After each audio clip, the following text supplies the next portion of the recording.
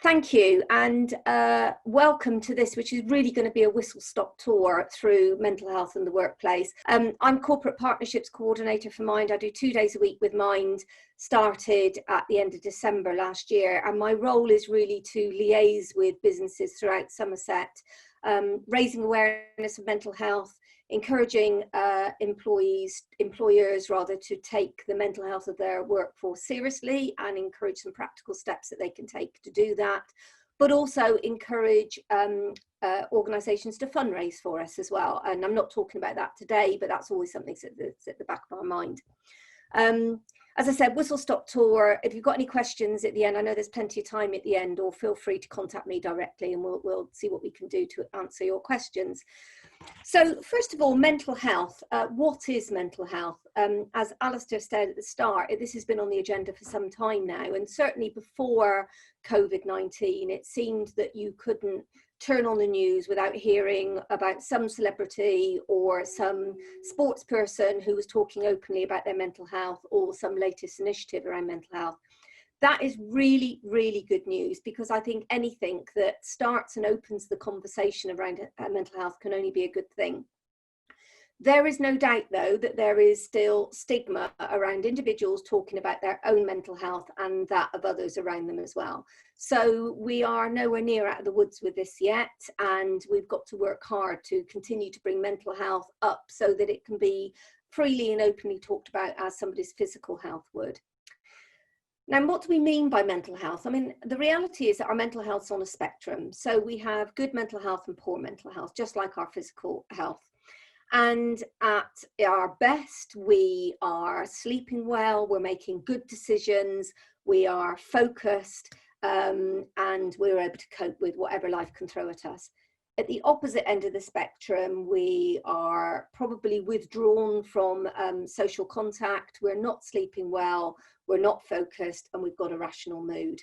And I don't know about you, but I can waver on that spectrum day to day, sometimes within the same day. So I can wake up, the sun's shining, I have a good breakfast, I take the dog out for a walk, and then a series of things might happen, and they might be completely irrational, but there might not be any milk for my tea. I might find that a project I thought I'd completed yesterday needed something else doing to it, and I might have a frustrating call with my mum, and then all of a sudden things go a bit haywire, and so I'm sort of somewhere down towards the bottom half of that spectrum. That's normal, that's life, that's what we all experience day to day. And I think if anyone says that they're at the top end all the time, they're probably not being completely truthful. This only really becomes a problem if we're at that bottom end, the bottom end of that spectrum, for a significant amount of time. And our health practitioners would say that was 2 weeks or more. So really where you're not able to function well, both socially and in the workplace. And that's really when individuals need to recognise they have a problem and seek support. And that support might come from a number of places. It might be self-help, it might be from family and friends, it could be from professional support like the GP or cognitive behaviour therapy, mindfulness, medication, or it could be from the workplace. And that's why it's so important for us to talk about this, because regardless of where those mental health issues are coming from, if it's affecting an individual's work, therefore it becomes the responsibility of employers. So the extent of the problem, it's really, really difficult to identify this, because obviously unless people are declaring that they have mental health issues, we're never going to get a true figure.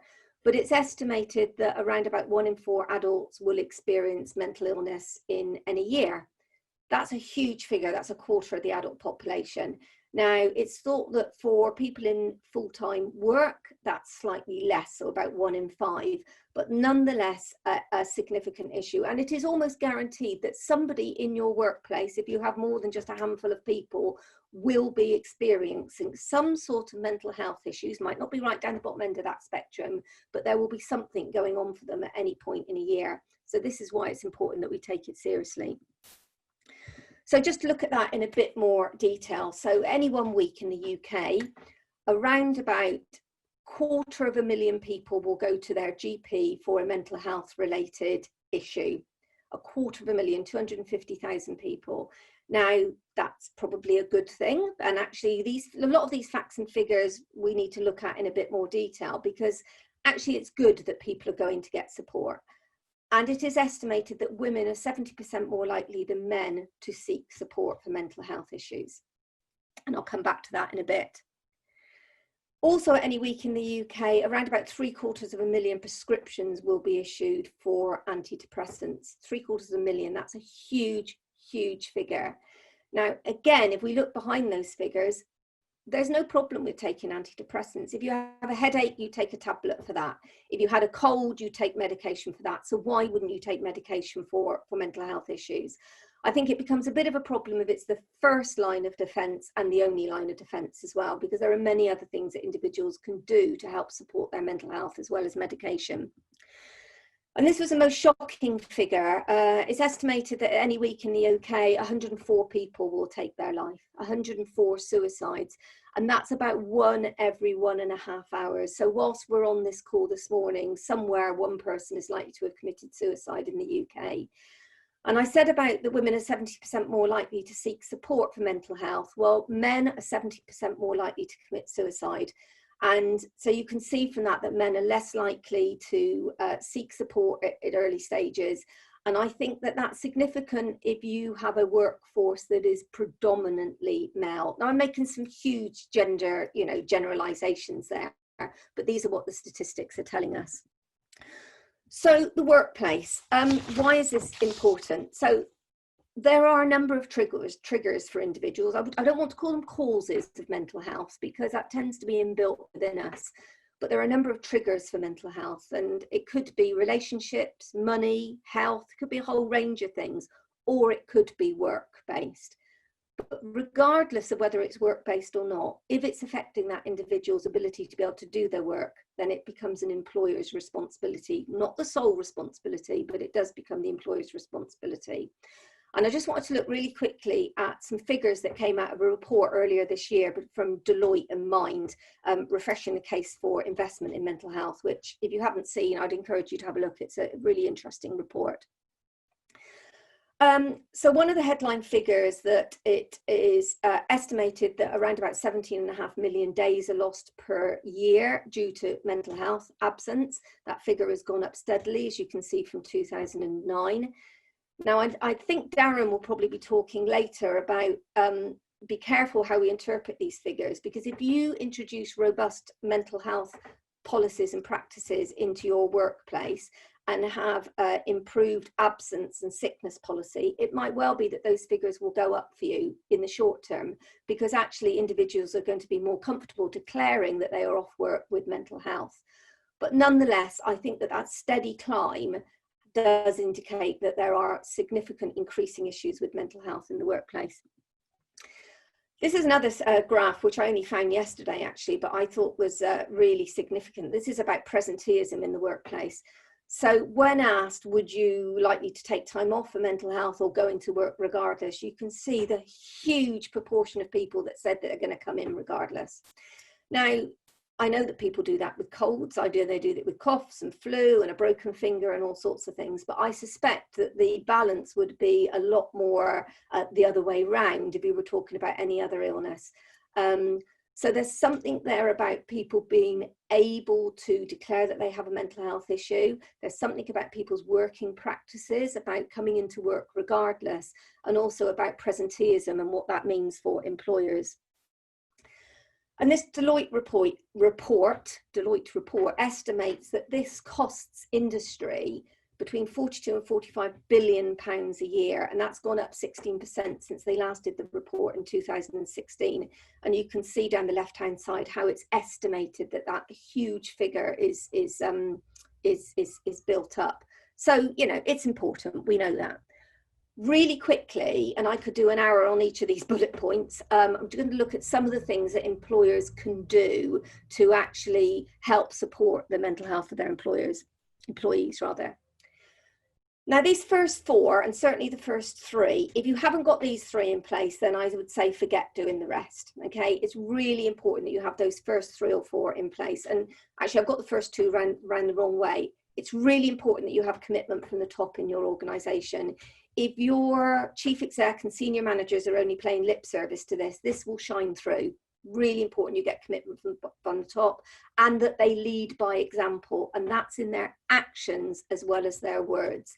So if they are answering the phones at weekends, if they are not taking all their leave, if they are emailing people who work for them out of hours, then that's what can be expected of their workforce too.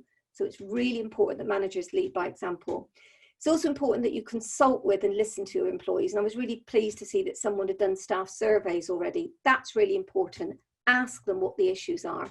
And then fourthly, if you're going to take this seriously, there needs to be a statement of intent, a policy action plan, call it what you will, a commitment in writing of what you're going to do around mental health. Secondly, you need to educate your employees, or at least inform them. And we've talked about starting the conversation, raising awareness, and that's something that Mind and other organisations can do, can come into a workforce to talk to employees. But you might want to start the conversation within team meetings. You might want to put resources up in communal areas. You might want to start having articles in newsletters. And what's really powerful is sharing individual stories, particularly managers and supervisors, if they're prepared to be open and share their stories around their experience of mental health. That's really important. And then also part of educating is training and development of your workforce, and particularly for managers and supervisors. And I'll tell you a little bit about what Mind and other organisations can offer with that. And finally, this isn't a one-off process. For some organisations, this is going to be a really big culture change, and to embed culture change, you've got to work hard at it. And I would recommend that once you've consulted, got that commitment, got an idea of a policy and action plan, then you need to review all your existing policies and working practices with mental health in mind. So that's recruitment, that's absence, that's maternity, it's flexi time, all of that, and take mental health into account. There is absolutely no point doing all this if you have employees with mental health issues who come to you and want support and you've got nothing to offer them. So there's already been great talk about the mental health first aiders. Thank you for that. And I know Darren will talk a little bit more about that as well. But have you got an employee assistance program that you can offer employees as well?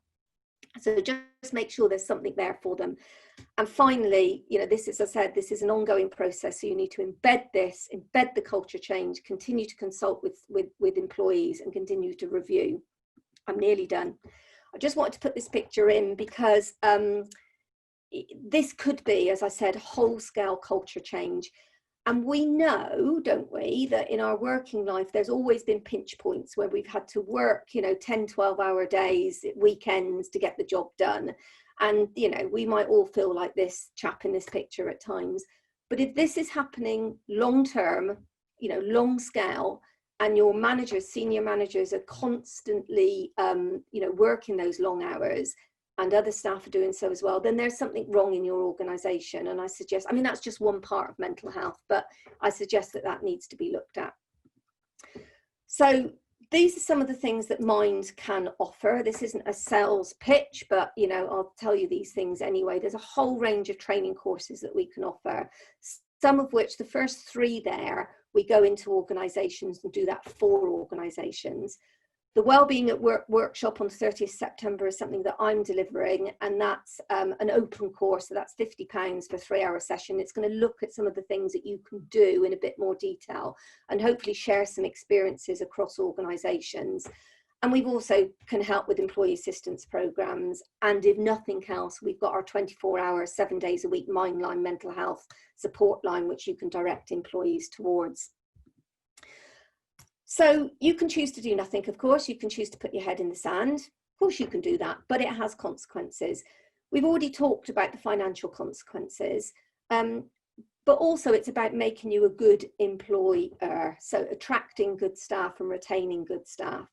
But if nothing else, and I know Adrian will mention this if I ever shut up and give other people the chance to talk, but Adrian will talk about the legal requirement to take the mental health of your employees seriously, just in the same way as you would the physical health and safety requirements in an organisation.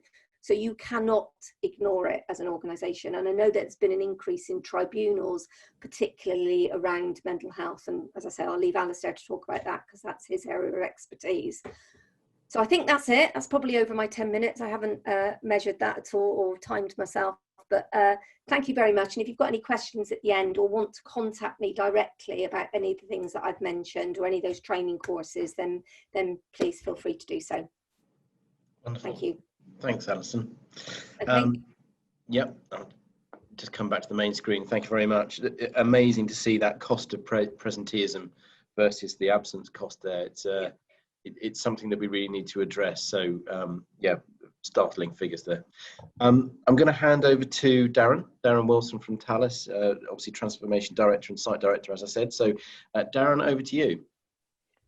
Thank you, Alistair. Morning, everybody. Just bear with me. I'm going to try and share my presentation.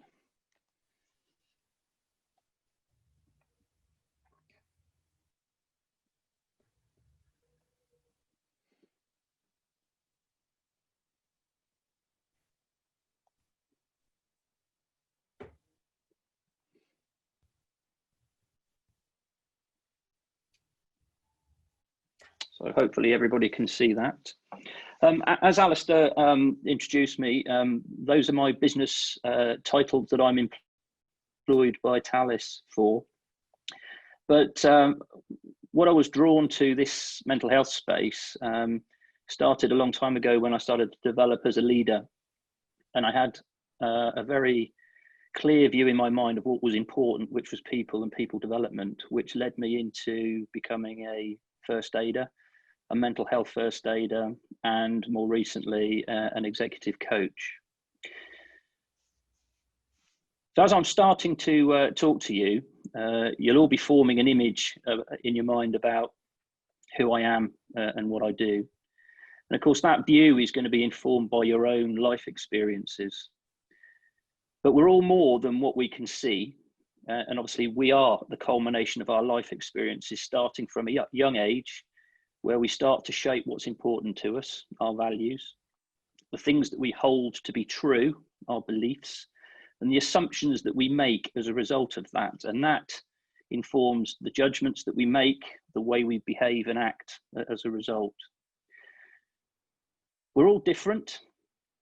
And I think we can all probably relate to situations where we find it difficult to fit in or understand how we need to fit in within our work or in our life context. And that is shaped and driven by our beliefs and our assumptions. And there's no doubt with the COVID-19 situation that we've all experienced, that is changing our paradigm. And now more than ever is the time to change.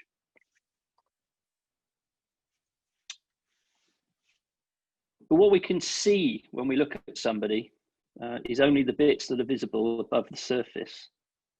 There's a lot more to who we are that people just can't see. And it's that whole situation, the whole person, that shapes how we relate to our companies, to others, and to the world around us. And an example that resonates with me is when I trained as a mental health first aider, which I know a number of you have. I sat around the table with 11 others and we shared some of our experiences that had got us to where we were. And it was quite stark. There were people that had suffered bereavements, family suicides, terminal illnesses, physical illnesses themselves, bullying, marriage breakups. And all of this was unknown to everyone else around the table.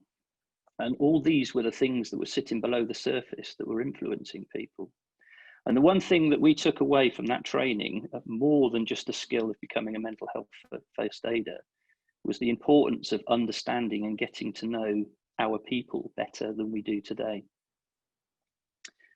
So when we talk about inclusion, that's a good example of what we mean. It's recognizing and acknowledging the whole person and actually celebrating the differences and working with the challenges that they face.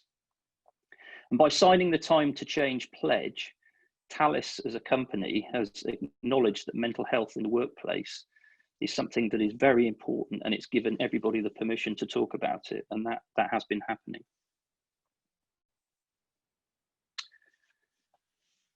So Victor Chavez, who is our former CEO, he retired earlier in the year. He signed the Time to Change pledge in 2017. And in doing so, recognised that the well-being of all of our employees is fundamental to the success of the company. And in signing it, it demonstrated our commitment to changing the way we think and act about mental health in the workplace and ensure that people in the workplace feel supported.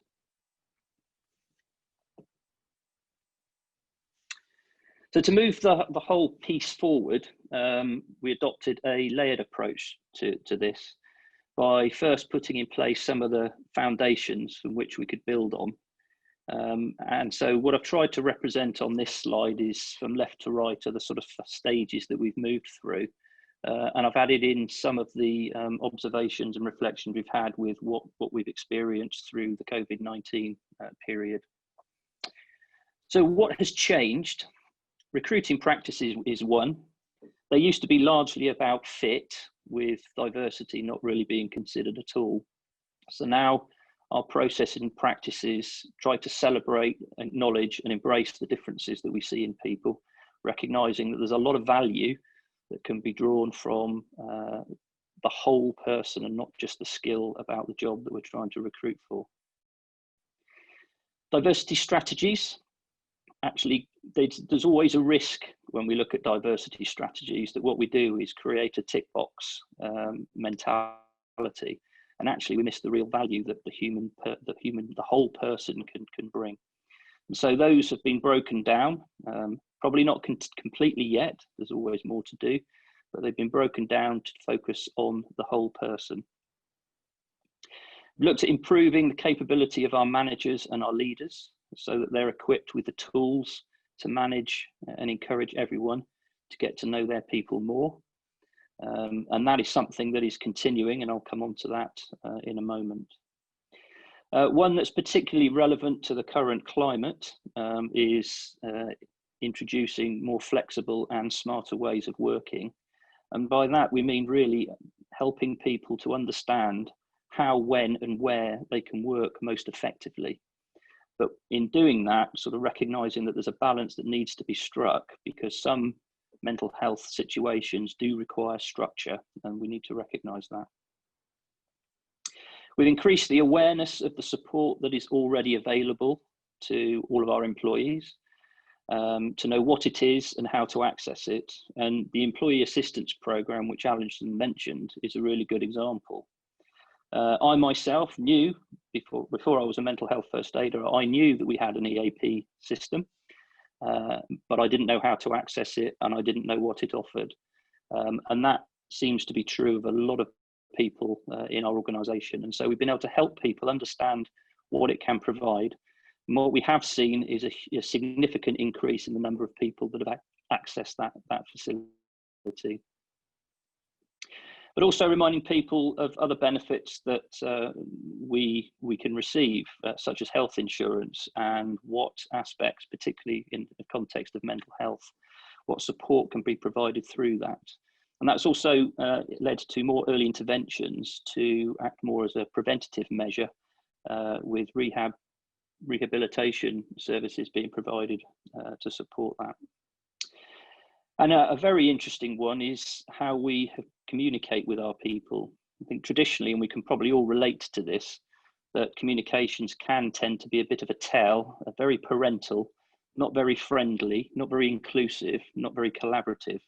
And so we've actually shifted more towards two-way conversational type discussions to help raise awareness in the individuals and improve understanding.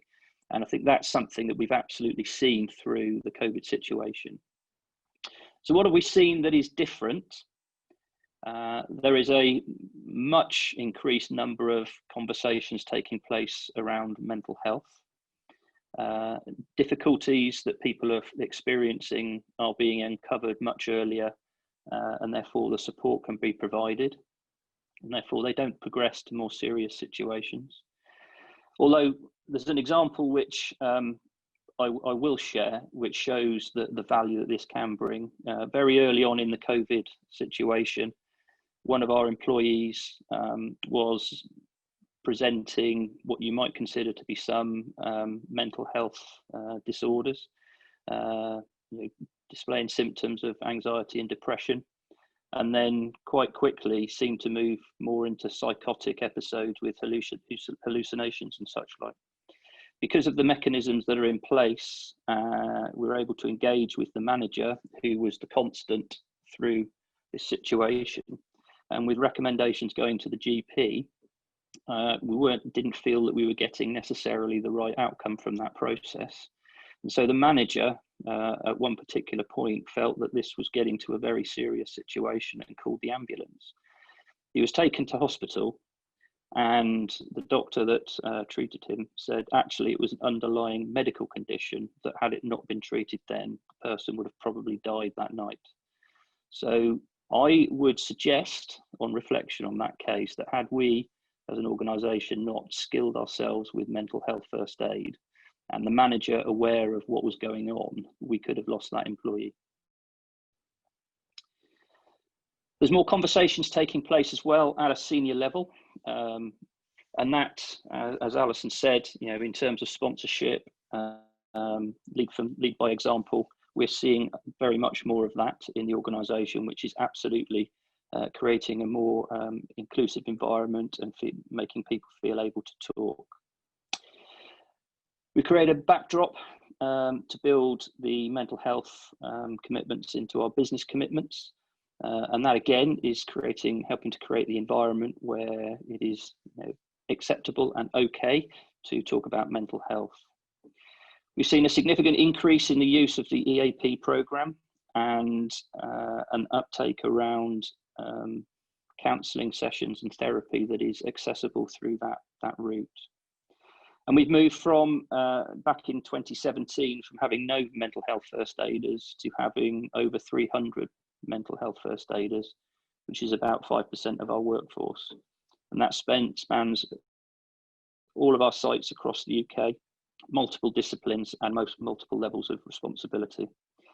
And interestingly, our HR teams have all been trained, but they were the second phase. So they weren't the first batch of people to be trained. So what that's enabled us to do is create networks both on our sites but also across the country to share experiences and identify areas for continuous improvement, and also to support the recognition of key dates and events.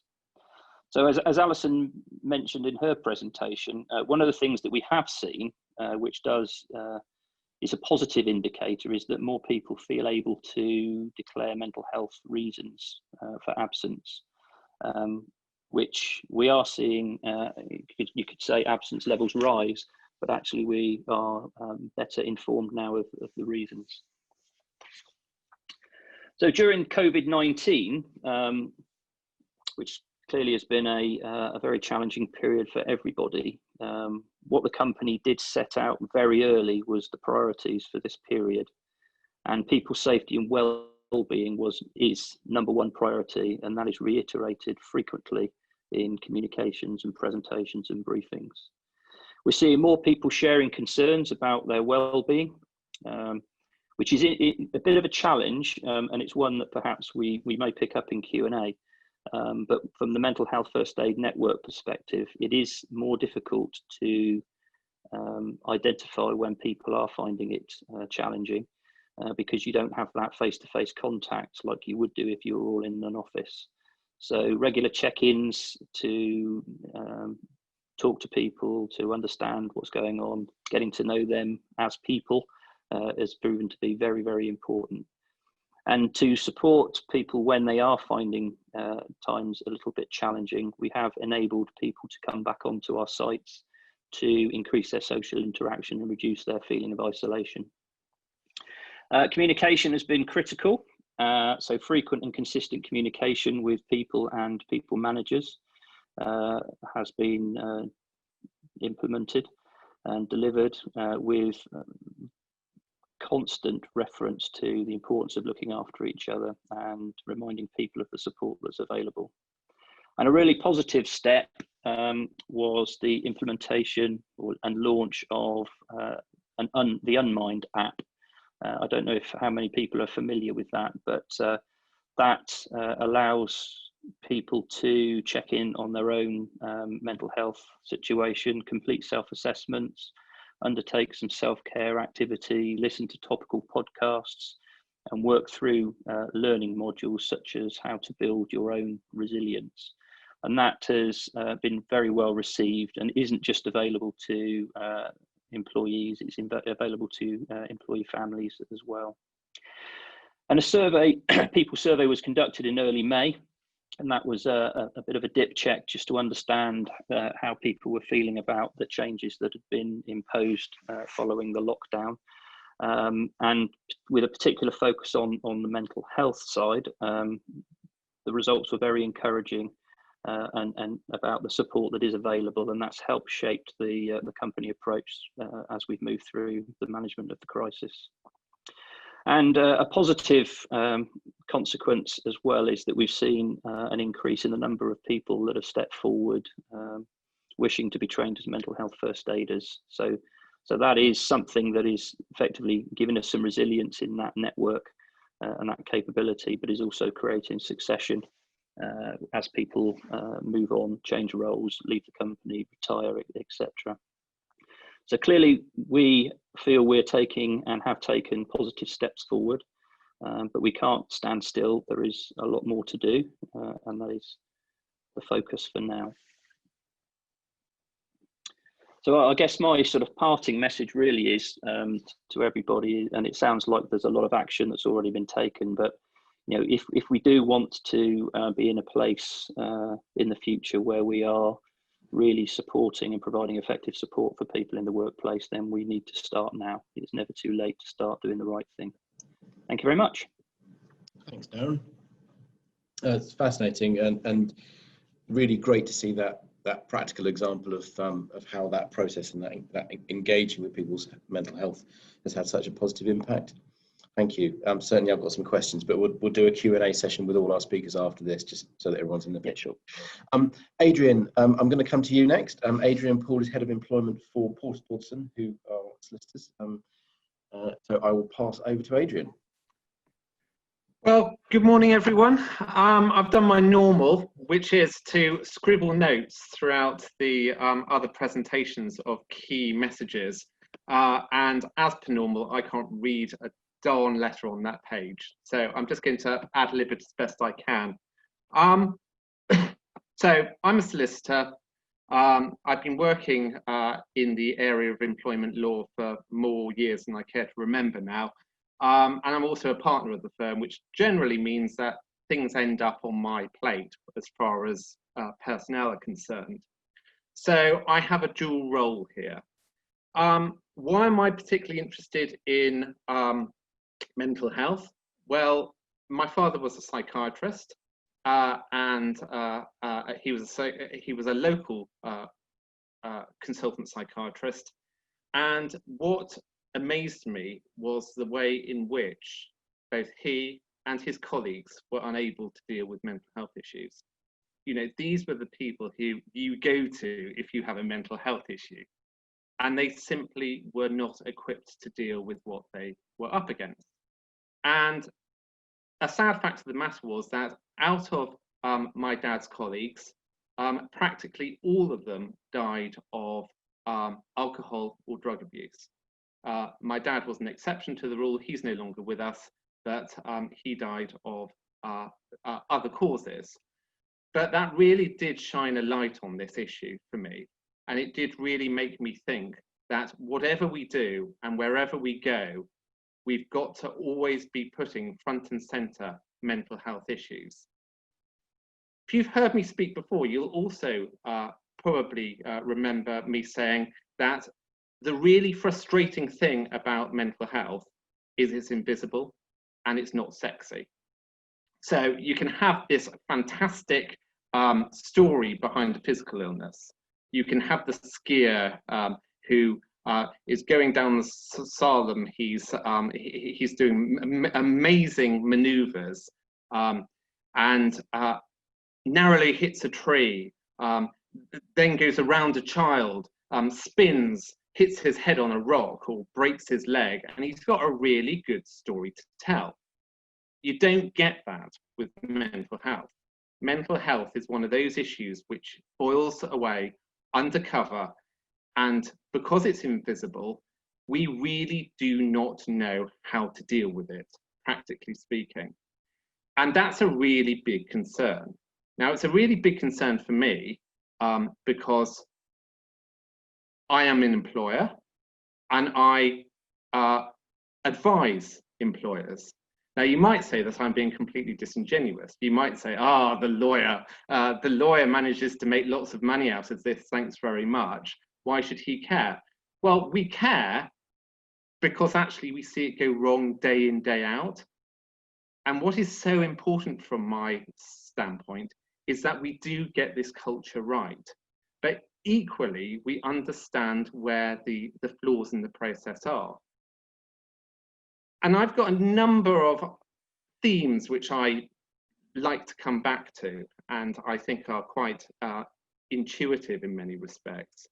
The one thing, and this is a new one, so bear with me, was when did we stop talking about people and personnel, and when did we start talking about human resources? Because I think that really does shine a light on what we are really thinking about behind this. And what I was really glad to hear was that there are those of you with your HR hat on, which actually are bringing people back into your titles. You know, head of personnel, head of people. We are talking about human beings. They're not just a bloomin' resource. And we've got to understand that if we're going to get through this, and if we're going to actually understand what motivates people, we have to treat them as individuals. If we don't do that, we're wasting our time. Okay. The second thing is that I don't think the law really helps us, says the lawyer. I haven't drafted the legislation, so I can say this. But in reality, it's a very, very difficult, complex, confusing area of law. And when you even look at the definition of disability, we're talking a mental impairment which has a substantial impact upon a person's ability to undertake normal day-to-day activities. That's not only a mouthful, but it is exceptionally difficult in reality to actually define legally, because there are so many variables within that. And generally, we get laziness in the employment tribunals.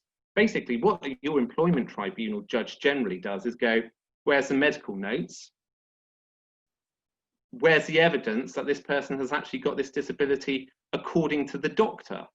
Well, the trouble is with mental health, that although many people do obviously seek medical assistance, a huge number, a huge proportion don't. They suffer in silence. So what's the point of going back to the medical notes?